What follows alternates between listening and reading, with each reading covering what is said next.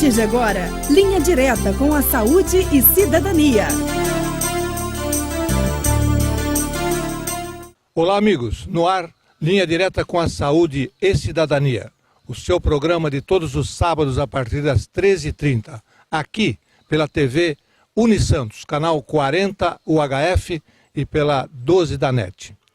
O nosso programa é sempre gravado aqui nas maravilhosas instalações do Golf Clube, cedido sempre graciosamente pelo nosso querido presidente, que será, inclusive, um dos nossos entrevistados nos programas seguintes. Né? Uma entrevista que estamos aguardando com muito entusiasmo, porque ele trará grandes notícias sobre o centenário de fundação do Golf Clube de São Vicente. Nas entrevistas sempre comigo, Adriana Colucci. Tudo bem, doutor Hélio, nosso entrevistado. Hoje, o programa, nós falamos do Golf Clube, esse santuário da natureza, esse pulmão de São Vicente, um verde maravilhoso, mas vem de encontro à entrevista de hoje, né? Perfeitamente. Porque a Adriana se referia exatamente a um assunto que interessa muito ao público, que é exatamente as questões ligadas à saúde pública e, ao mesmo tempo, explicações e comentários sobre as origens, sobre os controles de várias das doenças que incidem na nossa população. Para tal, nós trouxemos como entrevistado, e já agradecemos a gentileza de ter cedido ao nosso convite, o Dr. Marcelo Brena do Amaral, um médico veterinário e ligado à saúde pública diretamente. Então, na apresentação do nosso entrevistado, câmeras e microfones, Marcelo, para os seus cumprimentos ao público telespectador. Muito bom dia, doutor Hélio, Adriana, foi um grande prazer comparecer ao programa. Espero que a gente possa conversar sobre o assunto, esclarecer algumas dúvidas, colocar, na verdade, um pouco de informação e conhecimento aí para a população, para os espectadores. O doutor Marcelo Brena do Amaral, Adriana, ele é médico veterinário, conforme anunciamos, mas ligado diretamente à administração pública, já que ele é chefe da seção de controle dos vetores da Prefeitura Municipal de Santos, né, exatamente na Secretaria de Saúde. Questões em alta. Questões em alta, exatamente, porque vamos tratar aqui de uma doença que está em todos os noticiários, né? A dengue, né? Com todos os seus problemas. Então, mais uma vez voltaremos a esse assunto pela sua importância na comunidade. O doutor Marcelo, foi aluno e formado pela Faculdade de Medicina Veterinária de Jaboticabal, ligada à Unesp, né? Universidade do Estado de São Paulo. Natural de Jundiaí, mas foi criado aqui, em Santos, né? Não é isso, Marcelo? Você veio com tenridade aqui para a Baixada. Isso, exatamente. Com 1 ano de idade eu já estava aqui. Eu sou jundiaense de nascimento, mas santista de coração. Muito bem. Time de futebol também? Santista integralmente. Então, nosso amigo. Então foi absorvido, né? Uma das características importantes do Dr. Marcelo, ele fez pós-graduação em saúde pública e é nesse viés que ele tem montado a sua vida profissional, né? E certamente, por causa disso, certamente dará grandes informações ao nosso público. Bom, Dr. Marcelo, não tem como a gente não começar o programa sem falar do principal problema, né, que estamos enfrentando nesse momento, embora seja uma coisa já de todos os anos, a respeito da dengue, né? Então, você como chefe da seção de controle de vetores, certamente terá grandes informações para prestar ao nosso público e principalmente a questão dos cuidados que se devem tomar, né, que a população deve tomar em função da prevenção de doença tão importante no nosso meio. É isso? A Baixada encontra-se dengosa? Encontra-se. Nós estamos, o município de Santos especialmente está no estado de alerta, né? Que é uma fase considerada anterior à fase de emergência, ou como se chamava anteriormente, fase epidêmica. Mas nós já temos aí 3 municípios da Baixada que já estão nessa fase de emergência. E o doutor Hélio, o senhor citou bem, é um tema relevante, importante da saúde pública para a nossa região. O estado de São Paulo vive uma das situações mais graves de dengue dos últimos anos, de transmissão de dengue. É um problema sério, um problema bastante urgente sempre no nosso país.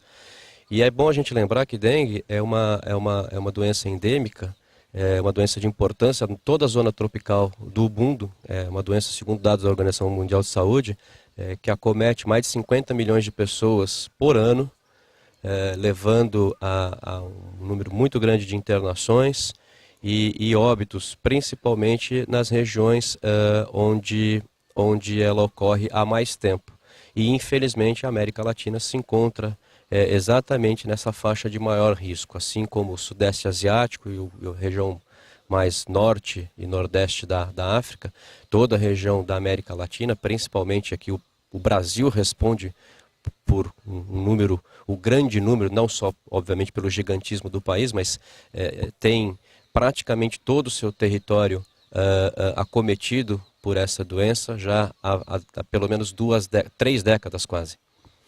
Bem, são vários os enfoques que são colocados a respeito do dengue. Vamos entrar por um deles. Nas informações que se passa ao público, a mídia coloca as questões ligadas aos tipos sorológicos da dengue, né? Existem as chamadas mutações que vão mudando as características dessa doença. É verdade que a gravidade da doença ela está diretamente relacionada com o tipo da doença? Não necessariamente. Na verdade, existem 4 sorotipos, né, do vírus da dengue. Esses 4 sorotipos eles têm variantes entre si, existem cepas distintas de cada um deles, né, de acordo com a sua origem, a sua maior circulação por regiões diferentes do globo. Mas o que principalmente... existem sim alguns relatos, alguns estudos que mostram que alguns sorotipos seriam um pouco mais agressivos, mas a gente percebe que isso é mais em função de cepas circulantes do que propriamente característica do sorotipo. Até porque a gente sabe que o vírus ele se adapta ao meio, né? A doença ela se adapta ao meio. Então, de acordo com o tipo de população que acomete, ele pode ter distinções. Existe um exemplo clássico, né? Na década de 80, uma grande epidemia de dengue em Cuba, pelo sorotipo 2, e aqui quando o sorotipo 2 foi introduzido no Brasil, ele não se mostrou tão agressivo, não se mostrou com tanto potencial de patogênico e principalmente de letalidade, como aconteceu no Caribe, especialmente em Cuba. Agora, principalmente, os fatores de maior risco com relação à dengue são fatores muito mais individuais do que propriamente fatores associados ao vírus propriamente dito. Vai o bom diagnóstico e tratamento, então. Exatamente. Primeira coisa que nós comentávamos é a questão do estadiamento da doença. Quer dizer, todo paciente que chega com suspeita de dengue, e aqui a gente tem que fazer uma ressalva, que numa região como a nossa, onde a dengue cursa de forma endêmica, ou seja, nós temos dengue o ano inteiro, nós não temos dengue somente nesta época do ano, que tem maior incidência, mas ela cursa durante todo o ano, o diagnóstico de dengue ele tem que ser diagnóstico diferencial. É uma pessoa que chega para ser atendida com febre, mais 2 sintomas, dor pelo corpo, dor de cabeça, aquela dor nos olhos, que é relativamente característica com relação à dengue, tem que se pensar em dengue pelo menos como diagnóstico diferencial. E aí, ao se fazer o diagnóstico de dengue, ao se suspeitar de dengue, é preciso analisar esse paciente individualmente. Ver se esse paciente em que fase que ele está da doença, se ele cursa com alguma outra patogenia, quer dizer, se é um paciente crônico, um hipertenso, um diabético, ou se é um paciente que faz uso de algum tipo de medicamento imunossupressor. Então, são fatores de risco associados ao paciente, né, às características do paciente, e que devem ser levados em consideração quando esse paciente entra com a suspeita de dengue. E lembrando que muitos têm a dengue e não tem nenhum sintoma, passa pela dengue sem nenhum sintoma. Adriana, existe um dado feito através de inquéritos sorológicos, é um dado bastante clássico, de que para cada paciente notificado com dengue, existam outros 10 que não sejam notificados, ou não são notificados porque não chegam ao serviço de saúde, ou principalmente aqueles que não desenvolvem doença ou desenvolvem sintomas muito brandos, que se confundem com outras enfermidades. Então, na verdade, aquilo que aparece... O número é bem maior. O número que aparece, na verdade, é a ponta do iceberg. O nosso programa é gravado aqui ao ar livre. Nosso estúdio é a natureza, né? Por isso que vem de encontro, né, Antônio, do programa de hoje. O telespectador observa de vez em quando a gente tem que afugentar assim, algum mosquitinho, como o próprio Dr. Marcelo fez agora há pouco, né? Isso nos leva a falar um pouco sobre o mosquito da transmissão da dengue. Felizmente não são esses que estão aqui ao nosso redor. Mas, para a orientação ao público, Dr. Marcelo, seria interessante, muitas pessoas ainda acham que o mosquito, que é o causador da doença, não é? Essas características do vetor, do vírus, eu acho que seria interessante didaticamente passarmos à população. Tá, não, ok. Isso é uma confusão frequente, né? Tanto é que o pessoal fala, chama o mosquito de dengue. Dengue é a doença, né? Transmitida, causada por um vírus e transmitida por um vetor, transmitida por um mosquito chamado Aedes aegypti. Existe um outro priminho do Aedes aegypti, que é o Aedes albopictus, que existe na nossa região, existe no país, mas ele é um vetor secundário. Aliás, ele é um vetor importante, tem um papel importante na transmissão de dengue, esse Aedes albopictus, no Sudeste Asiático, mas aqui no Brasil nunca se associou a transmissão de dengue a este outro vetor. O principal é o Aedes aegypti, que é um mosquito extremamente urbanizado, é um mosquito que as pessoas... A maioria das pessoas já sabe até descrever, então é um mosquitinho escuro, né, com pintinhas brancas. Elegante, ele é até é um mosquito elegante. Para quem lida com isso todo dia, chega até a achar o mosquito bonito. Se é que a gente pode achar um mosquito bonito, né? Mas ele tem uma característica morfológica que o diferencia de qualquer outra espécie, que é facilmente visualizada, só basta ter um pouquinho de treino, né, no olho. No dorso, né, ali, um pouco acima de onde ficam as asas, ele tem um desenho como se fosse uma lira, né, branco prateado. Então, é um desenho bem característico. Mas o que, enfim, chama a atenção é que é um mosquitinho pequeno, do mesmo tamanho praticamente de um pernilongo, um pouquinho menor. Mas nada inofensivo. Mas nada inofensivo. Transmite uma doença que muitas vezes pode levar à morte. É um mosquito que tem um ciclo de vida relativamente curto, né?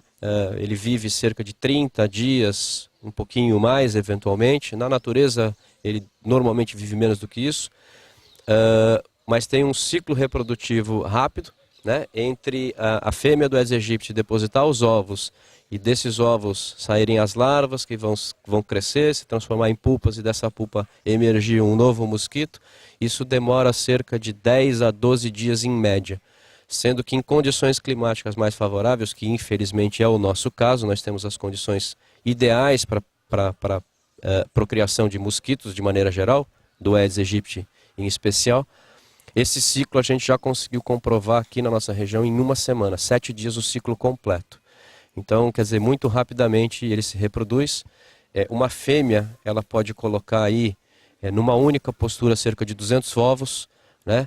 Ao longo da sua vida ela pode colocar até 400, alguns pesquisadores colocam um pouquinho mais, e ela distribui isso por vários locais, né? Ela não coloca todos os ovos num único local, ela deposita, mesmo que ela faça uma postura grande, ela coloca 10, 7, 12 ovos num recipiente, ela sai, ela procura outro recipiente, coloca outro tanto.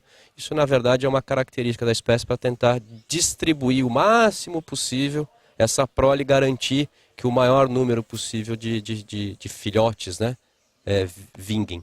Dentro dessa orientação ao público, sempre se fala a respeito da água, né? A pergunta, exatamente para que o público entenda, é somente através da água que nós temos a formação do ciclo biológico do mosquito? Isso.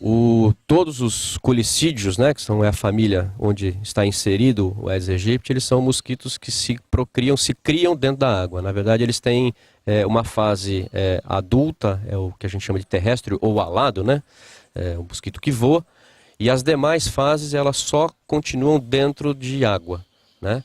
No caso do Aedes aegypti, é um mosquito que prefere água mais limpa, né? Não água fervida, não água com grande gradiente de poluição, ao contrário, ele prefere água mais limpa. E de preferência água parada, água com pouca movimentação. Então cursos d'água, água que tenha grande movimentação, não é um ambiente de escolha para a fêmea do Aedes aegypti depositar os ovos. Agora água limpa, a gente só tem que fazer uma ressalva. Para mosquito, água limpa não é água filtrada, não é água de consumo humano. Água limpa é água de chuva. Então água que está dentro de um ralo, né, que obviamente para a gente não é uma água limpa, é um excelente ambiente para a procriação de mosquito. Bom, essa questão da água, já que, segundo o Dr. Marcelo acabou de esclarecer, é um fator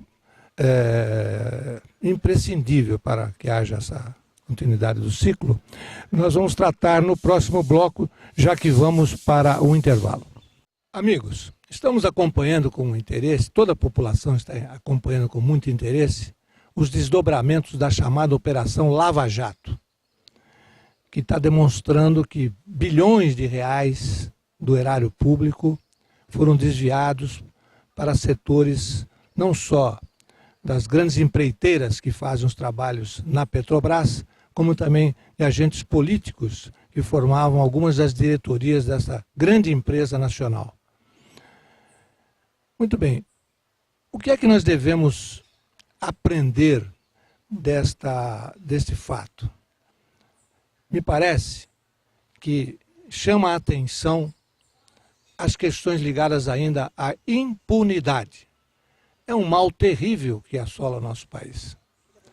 Não basta simplesmente que se investigue, que se apurem responsabilidades, que se condenem e estas pessoas envolvidas com tais malfeitos acabam ficando muito pouco nas cadeias quando vão para as cadeias. Então a população se revolta com razão ao ver que políticos, empresários acabam tendo como grande arma para a sua impunidade o poder. O poder como uma forma de diminuição das penas. Por isso que acho que cabe a nós aqui que temos a oportunidade de referir para a população temas tão importantes, essa responsabilidade a gente tem que desenvolver, tem que praticar para também podermos, junto à população, nos revoltarmos contra essas coisas. A esperança sempre é de que, em breves dias, nós possamos ver os culpados realmente punidos, exemplarmente, para que as novas gerações não vejam nos ilícitos uma forma de progredir na vida. Esta é a nossa opinião. Estamos apresentando Linha Direta com a Saúde e Cidadania.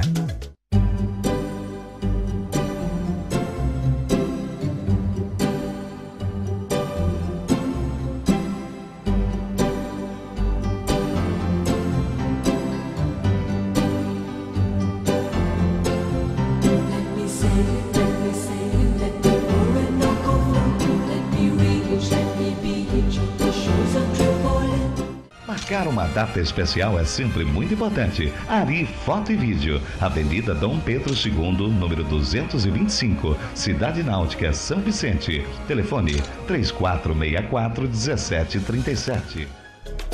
Voltamos a apresentar Linha Direta com a Saúde e Cidadania. Estamos de volta. Programa Linha Direta com a Saúde e Cidadania, aqui pela TV Unisantos, canal 40, UHF 12NET, emissora afiliada da TV Brasil. Muito bem, o nosso entrevistado de hoje é o Dr. Marcelo Breno do Amaral, chefe do setor de controle de vetores da Secretaria de Saúde de Santos. Bom, o nosso programa recebe o apoio cultural do Laboratório de Análise Célula Mater, um dos mais importantes laboratórios de análise da região, já com 4 filiais, Santos, São Vicente, Cubatão e Praia Grande. Nós aqui do programa sempre recomendamos ao público telespectador esse laboratório porque o conhecemos até profissionalmente. Portanto, fica recomendado os trabalhos, os préstimos do Dr. Carlos, da doutora Fátima, que são as diretoras proprietárias do laboratório, e ficamos muito gratos também por esse apoio cultural que nos permite, todas as semanas, estarmos aqui juntamente com você, nosso público, nos prestigiando. Muito bem, doutor Marcelo, a água, realmente, como o senhor explicou direitinho, é um fator preponderante no ciclo biológico do mosquito. Nós estamos aqui, por exemplo, à beira da piscina do Golf Club, e certamente uma água tratada. Usando esse viés, as suas explicações, por exemplo, esta água tratada já estaria fora dessa sequência de fatores, não é isso? Mas também com tanta falta d'água também, não é o caso da nossa região, porém, em outras do Brasil... Sim, então, as medidas, na verdade, para controlar a presença do vetor, em tese, elas são bastante simples, né? Então, uma piscina tratada, ela não oferece qualquer risco de criação do Aedes aegypti, né? O cloro, a simples presença do cloro já inibe a oviposição, né? E principalmente o nascimento, essa eclosão dos ovos e a continuação desse ciclo dentro dessa água. Mas você citou bem a questão do abastecimento. Existem em algumas regiões onde essa falta d'água é mais evidente, ficou muito claro agora no começo do ano, a questão do armazenamento de água para consumo associado com o aumento de transmissão de dengue. Ora, uma razão óbvia, se você tem água armazenada em tonéis, em tambores, em baldes, e não são armazenadas de forma protegida, elas obviamente vão virar um criadouro de mosquito, né? E para que isso aconteça, para que você possa equacionar esses problemas, quer dizer, armazenar água, que é um bem essencial e que é necessário, né, para o consumo, bastam medidas simples, basta que você cubra esse reservatório que está armazenando água. Então, um balde que se armazenou água, se colocar uma toalha em cima, ele já está desconfigurado. Não tem como o mosquito entrar ali dentro e colocar os ovos, nem eventualmente, se já tem ovos, que saiam mosquitos lá de dentro. Óbvio que a gente tem que evitar que o mosquito entre e não que ele saia depois. Assim como é a primeira das recomendações com relação a esse controle do vetor, é justamente cobrir caixas d'água, não permitir que as caixas d'água sirvam de reservatório para o mosquito, de criatório para o mosquito. Então, uma caixa d'água tampada, vedada, ela não vai oferecer qualquer tipo de risco, né? Eu estava citando anteriormente, quando falei de água de chuva, o ralo, né? Aqui para a nossa região, o ralo de águas pluviais, até pela incidência a grandes chuvas, ele é um problema sério. Em Santos ele é o criador mais frequente, né? E um dos mais positivos, né, para larvas de Aedes aegypti. E as medidas de controle para ele são simples, basta você, eventualmente quando há possibilidade, colocar uma tela, né, uma tela do tipo mosquiteiro, que tem que ter uma trama de 1 milímetro ou menos, ou também pode ser feito a colocação de algum produto domiciliário, um saneante, né? Uma água sanitária, um outro tipo de desinfetante, ou mesmo sal de cozinha ou sal grosso, 1 a 2 vezes por semana, uma colher de sal, uma colher cheia de sal, é o suficiente para deixar aquele local livre da presença do mosquito da dengue. E as águas dos canais de Santos? Essa é uma pergunta, essa é uma questão frequente. Aí existem 2 questões principais, né? Primeiro, que é uma água normalmente salobra, né? Então não é um ambiente adequado para esta espécie. A gente tem que deixar claro que existem outras espécies de mosquitos, algumas que não têm qualquer relevância do ponto de vista de saúde pública, que podem se adaptar a esse tipo de água. Não é o caso do Aedes aegypti, ele não gosta de água salobra, né? Os canais, eles foram abertos, né, justamente com medida saneadora.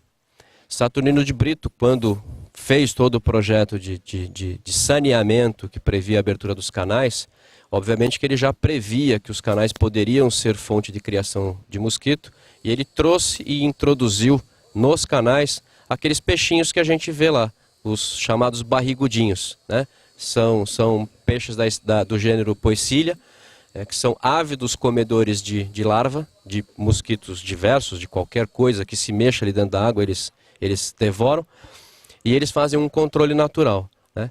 Além disso, a gente tem movimentação de maré dentro do canal, mesmo quando, a não ser quando as comportas estejam fechadas por muito tempo, que você vai ter uma certa estagnação. Mas de maneira geral você tem uma movimentação. São águas que normalmente não oferecem risco. Me lembro agora, quando criança, eu gostava de pescar esses peixinhos com uma essa é uma característica de santista. Eu, como sou santista, né, também pesquei muito nos canais. Passo que pegue no canal. Muito bem. Mas, doutor Marcelo, ocorre o seguinte: toda vez que temos um problema, isso geral, né, em geral, vamos atrás dos causadores, dos culpados, né? Neste caso da dengue, em programa anterior aqui, quando falávamos sobre esse assunto, tecíamos considerações sobre um lado do problema, que era a população, né? É claro, é evidente que temos que fazer críticas à população, né? Os criadouros estão em toda parte, nos apartamentos, nas casas, nos terrenos baldios. E a cultura sanitária não... é a população, né? Mas o agente público, por exemplo, lá na sua seção, o senhor tem um número muito grande de visitadores, não é isso? Os agentes sanitários. Gostaríamos que o senhor falasse um pouco disso. Qual é essa estrutura que o Estado e o município têm para esse controle?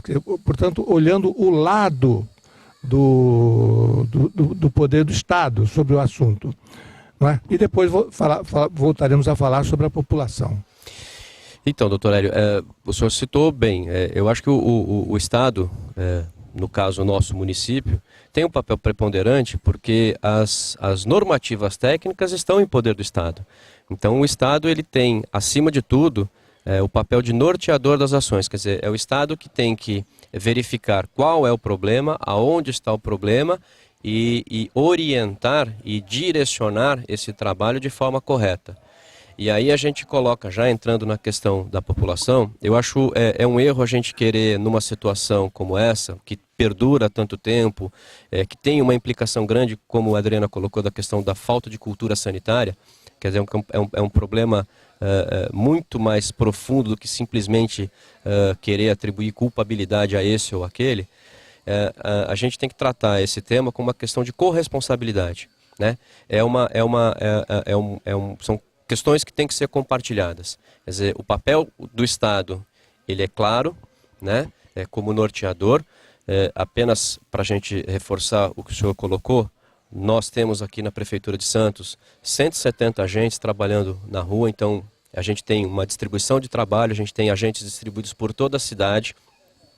Além desse trabalho feito, que a gente chama de casa a casa, existem os trabalhos dos mutirões, que a gente agrega as equipes para trabalhar zonas específicas, bairros específicos, né? A gente tem equipes para fazer aplicação de inseticida, a gente tem equipes para dar conta de imóveis que são considerados de maior risco, né? Tem algum bairro, doutor, que seja mais prevalente o problema do foco da dengue? Nós temos algumas ferramentas que permitem a gente fazer avaliação. A gente tem o que a gente chama de avaliação de densidade larvária, que é uma medida de infestação pela busca dos criadouros, contando realmente as larvas que são encontradas nos locais, que são feitos algumas vezes por ano, a gente faz 4 vezes por ano.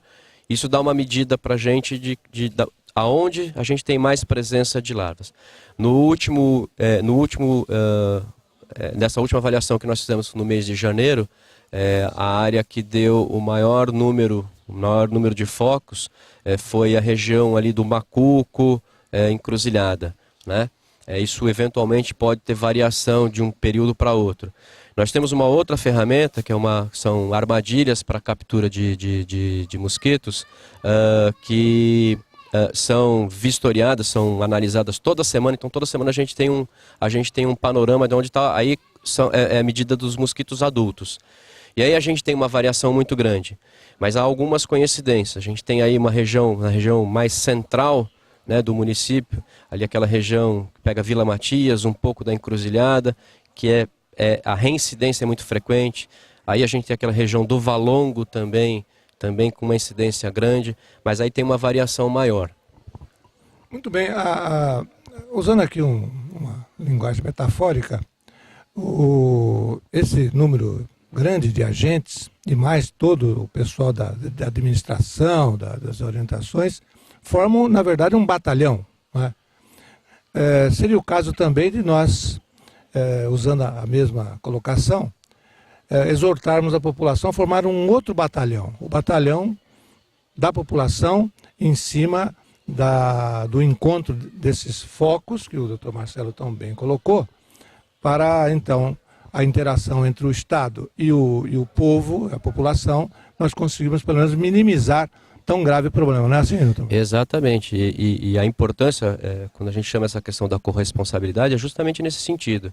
Quer dizer, o batalhão público, ele é limitado a um determinado número, mas o batalhão da população, ele é a população como um todo, e ela tem que ser exortada a participar dessas ações ativamente, até porque, isso é um dado que a gente obtém nesses indicadores, 80% dos focos e criadores são intradomiciliares ou peridomiciliares, ou seja, eles estão ou dentro do domicílio ou no entorno. No entorno quer dizer os quintais, essas áreas coletivas de condomínios, enfim. Então ele está muito próximo. E aí o agente ele tem a limitação de que ele vai de tempos em tempos retornar naquele lugar. Mas quem habita aquele local, ou quem trabalha naquele local, ou quem faz uso daquele local para recreação ou para estudo, está lá todos os dias. Bem, é claro que a luta pela derrubada, né, da dengue, ela ainda está muito longe da vitória. Creio que a curto e médio prazo nós não encontraremos essas soluções. Mas a ciência já tem colocado alguns pontos, né, que seria bom a gente ressaltar para o nosso público. Existem algumas ações em desenvolvimento, como, por exemplo, as vacinas, a colocação de espécimes de mosquitos. Como esse assunto já é público, nós gostaríamos que o Dr. Marcelo enfatizasse essas ações que ainda estão em desenvolvimento, mas que abrem um leque assim, muito interessante para o futuro, não é isso, doutor? Exatamente. Eu acho que a busca por novas ferramentas para enfrentar um problema que, na verdade, é muito complexo, né? Parece muito simples, né? Tratar a questão de mosquito é muito simples acabar com o mosquito. Em tese, sim, mas ele acaba sendo muito complexo. Então, o uso de novas ferramentas, a busca de novas ferramentas para minimizar o problema causado por esse mosquito, obviamente, são sempre muito bem-vindas.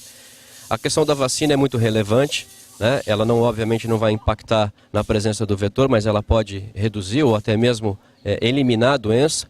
A gente tem que lembrar, inclusive, que este mosquito Aedes aegypti é o mesmo vetor da febre amarela, que foi erradicada na década de 50, ou foi praticamente eliminada na década de 50, à custa de vacina, também pela redução do vetor. O vetor Aedes aegypti chegou a ser erradicado do Brasil no meados da década de 50, mas a vacina foi o que permitiu que essa doença fosse controlada. Então a busca por uma vacina para a dengue, ela é sempre bem-vinda.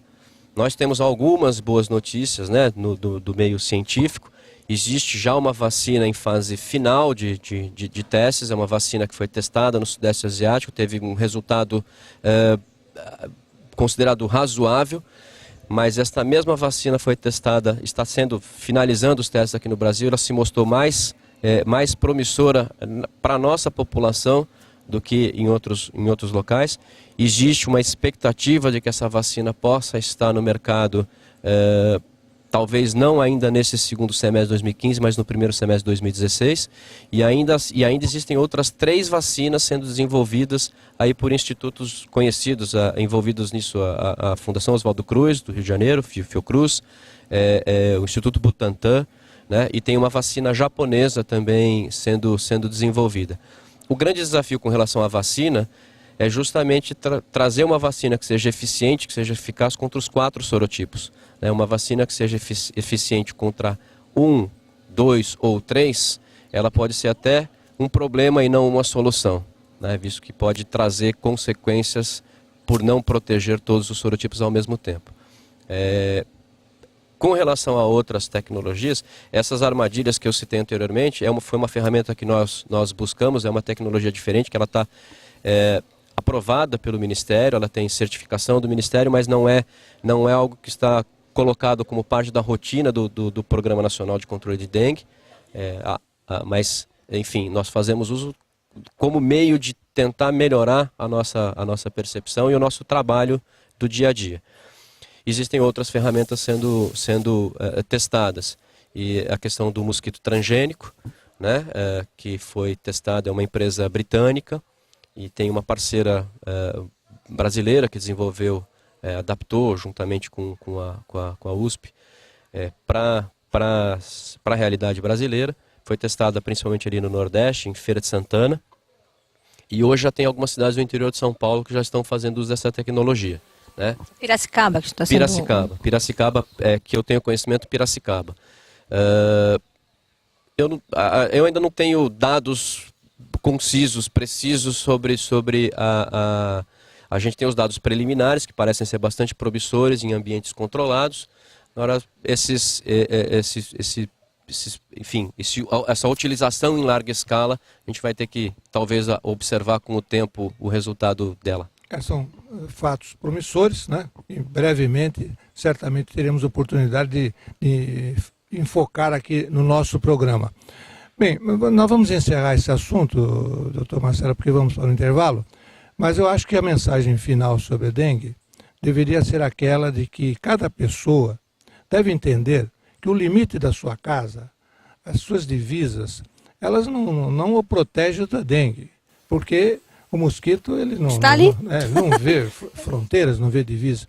Então é importante que cada um tenha essa consciência, né? E procure não só resolver os seus problemas internos da sua residência, mas também exortar seus vizinhos, né? As associações de moradores, para que esse tema não fique esquecido. Ele tem que ser lembrado a todo momento. Foi essa a nossa intenção de novamente trazermos o assunto no nosso programa, já o colocamos várias vezes, e trazer um especialista no assunto, o doutor Marcelo, que certamente está passando grandes informações ao nosso público telespectador. Bem, mas agora vamos para um intervalo e voltaremos em seguida. Estamos apresentando Linha Direta, com a saúde e cidadania. Marcar uma data especial é sempre muito importante. Ari Foto e Vídeo, Avenida Dom Pedro II, número 225, Cidade Náutica, São Vicente. Telefone 3464-1737.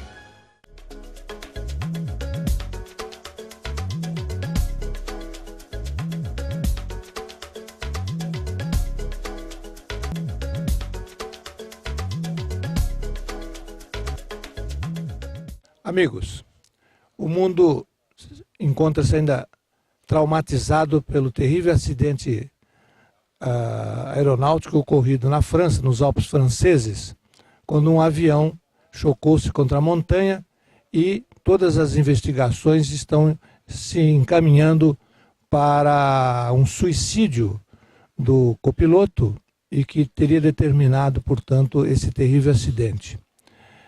Também se fala nas investigações que estão em andamento que o jovem copiloto ele sofria de um mal chamado depressão. Evidentemente que ainda muitas coisas serão esclarecidas, mas alguns fatos nos chamou a atenção com relação a esse incidente. Um deles foi a emissão de atestados médicos, que esse copiloto estaria com um atestado médico emitido e que, portanto,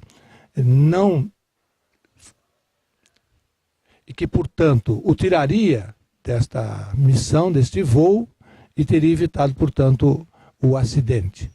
Vamos aproveitar esse fato ocorrido, tão triste, não é? Para lembrarmos sobre a depressão. A depressão é um mal que está presente em muitas pessoas, faz parte até do nosso dia a dia.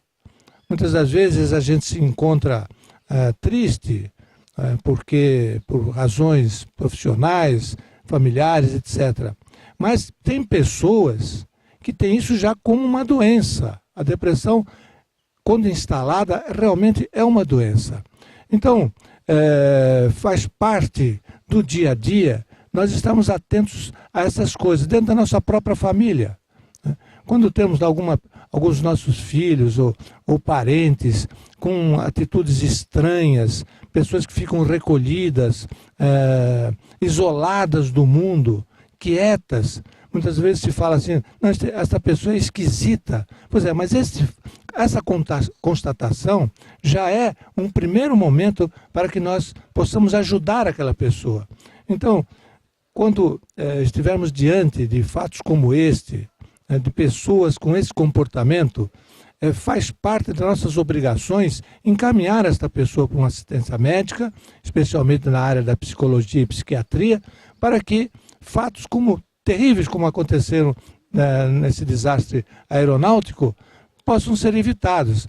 As pessoas, neste caso, poderiam ser sempre tratadas e se evitando essas graves situações como suicídios, assassinatos e outros terríveis consequências que no dia a dia, infelizmente, acabamos vendo pelos jornais, pelos meios de comunicação. Então, fica esta mensagem para que todos nós fiquemos atentos a comportamentos fora do padrão de pessoas do nosso relacionamento e que estejam, portanto, precisando de uma assistência médica.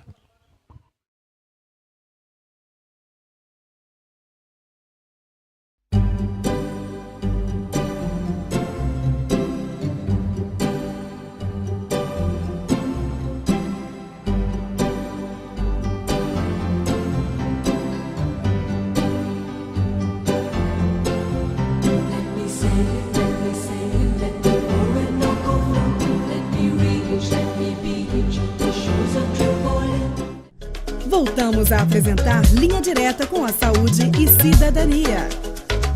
Estamos de volta. O programa Linha Direta com a Saúde e Cidadania, o seu programa de todos os sábados a partir das 13h30, com reprises nas madrugadas de terça para quarta e quinta para sexta. O nosso programa vai ao ar com apoio cultural da Clínica de Fisioterapia Renascer de São Vicente, que tem também dentro das suas instalações uma academia de esportes. Como sempre, recomendamos ao nosso público se servir desta ferramenta tão importante para o controle da sua saúde. Muito bem, o nosso entrevistado de hoje é o Dr. Marcelo, chefe do setor de controle de vetores da Secretaria de Saúde de Santos. Estávamos falando nos blocos anteriores sobre a dengue. Mas, doutor Marcelo, outros animais são responsabilizados por doenças tão graves quanto aquelas que nós falamos agora há pouco. Destaca-se entre eles os roedores, não é? Animaizinhos tão simpáticos nos programas, nos desenhos animados, mas que na prática trazem grandes problemas para a saúde da população. Tivemos até um prefeito na cidade de Santos que entendeu que gatos resolveriam a questão, né? Lembra-se os mais antigos, que foram espalhados centenas de gatos pelos jardins da praia de Santos, com o objetivo de que eles pudessem eliminar os ratos e, consequentemente... Traz outras doenças. Parece que não deu certo, mas isso tudo o doutor Marcelo vai falar agora. Doutor Marcelo, o seu setor tem certamente um cuidado sobre esse assunto. Quais são as diretrizes ligadas a esse controle dos roedores, especialmente em função de que são transmissores de uma doença tão importante como a leptospirose, por exemplo? Olha, a leptospirose é uma doença muito grave, né? Ela tem uma incidência menor, obviamente, do que a dengue, talvez por isso ela seja, às vezes, esquecida, mas é uma doença que tem uma letalidade muito maior. Quer dizer, a gente tem poucos casos de leptospirose, mas muitos casos fatais, né? Muitas vezes até por diagnóstico tardio, né? E aí, obviamente, com diagnóstico tardio, entra-se com terapia tardiamente e aí fica muito mais complicado.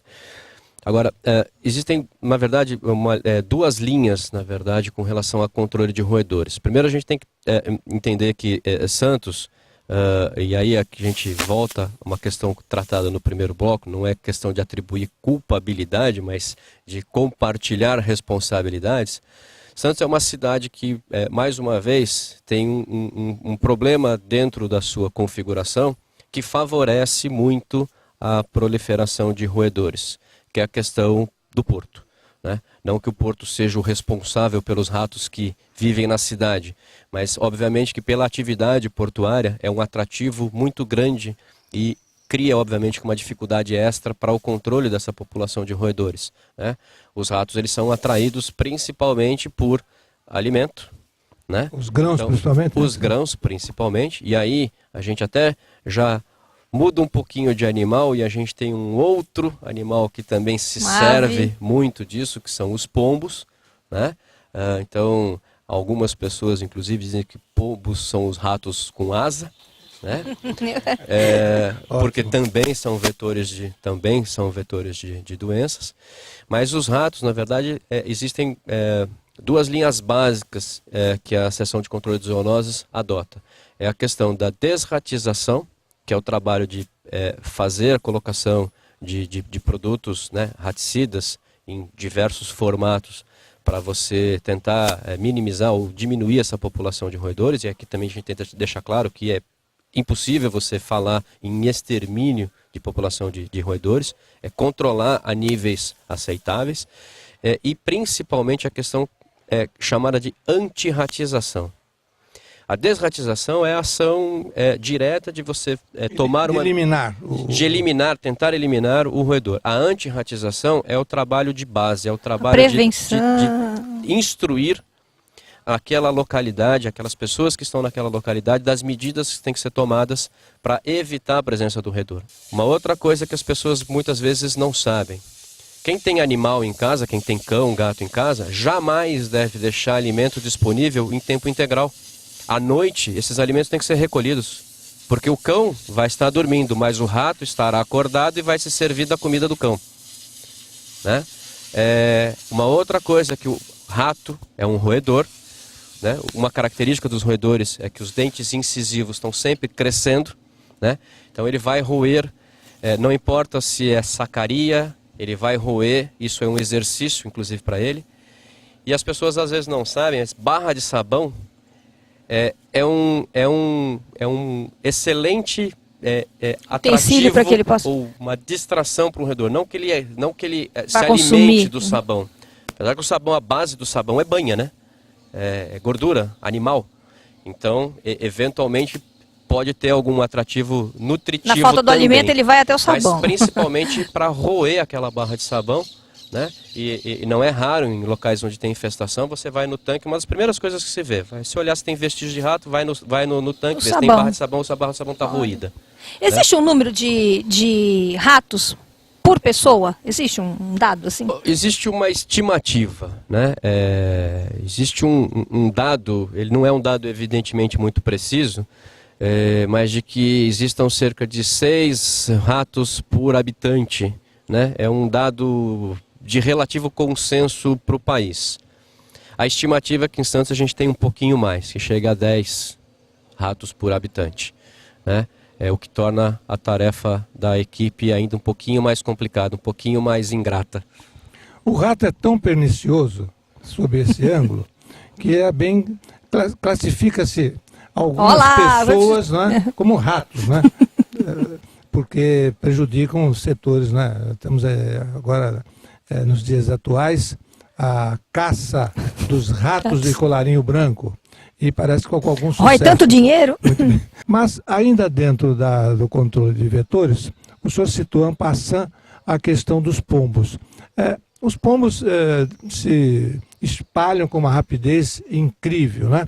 É um símbolo da paz, mas não traz tanta paz, não, né? Paz. Existem... como controlar essa população? Não existem predadores que possam minimizar o problema? A gente tem que lembrar que o pombo não é uma ave nativa, né? Então, portanto, uma ave geralmente uma espécie que é introduzida numa determinada localidade de forma artificial, normalmente, se ela encontra um ambiente adequado, ela vai ser bem sucedida na sua dispersão, no seu aumento populacional, até por conta da ausência de predadores naturais. É o caso do pombo, né? Aves de rapina, aves de falconaria, né? Falcões e gaviões, são predadores naturais. Nós os temos aqui na região em pequena quantidade, mas eles não são suficientes para dar conta da grande população de pombos. Para que o público entenda, quer dizer, então o serviço público procura trazer falcões para esse combate? Isso chegou a ser cogitado. Na verdade, a gente sabe, houve uma tentativa na região portuária de se trazer, então existe, mas esse custo é muito elevado e, na verdade, novamente a questão de você... existem algumas experiências aqui no Brasil e fora do Brasil de introdução de espécies predadoras para dar conta de situações fora de controle, muito mal sucedidas. O próprio exemplo que o senhor citou dos gatos para dar conta dos ratos é um exemplo, apesar de não ser aí a introdução de espécie exótica, enfim, nada que tenha provocado um dano maior ou muito maior. Mas existem experiências muito mal sucedidas em diversas partes do mundo de introduzir espécies pensando em predar alguma praga e ter uma experiência ainda mais desastrosa, né? Então a gente tem que ter um certo cuidado com relação a isso. Na verdade, o controle populacional de pombos, ele envolve um manejo bastante complexo, né? Que você tem que, na verdade, o extermínio dos pombos não é algo desejável, né? Pura e simplesmente o extermínio. Apesar de que é uma ressalva que tem que se fazer, que ao contrário do que possa parecer, o extermínio ele não é uma prática proibida, né? O IBAMA tem um entendimento muito claro que, por ser uma espécie exótica, ela não é uma espécie protegida, mas em compensação, uma medida de extermínio teria que ser plenamente justificada após esgotadas todas as demais alternativas. Então, não é algo que se cogite, olha, vamos simplesmente sair caçando pombo por aí, né? É preciso haver um controle de população. Controle reprodutivo de pombo não é uma tarefa simples, existem algumas experiências em curso, né? E novamente eu cito aqui a área portuária, porque de certa forma é quem mais sofre os efeitos da presença deste animal. Então eles têm algumas experiências e agora, bem recente, a Prefeitura tem trabalhado em conjunto com a CODESP, trazendo especialistas para discutir o assunto, para se fazer uma estimativa mais fidedigna desta população de pombos, tanto na faixa portuária quanto no restante da cidade, e a previsão de adoção de algumas medidas para esse controle populacional, tentar minimizar, né, essa questão de saúde pública, que é o excesso populacional de pombos. Quais são as doenças que o pombo pode transmitir? Olha, a principal delas é a criptococose, né?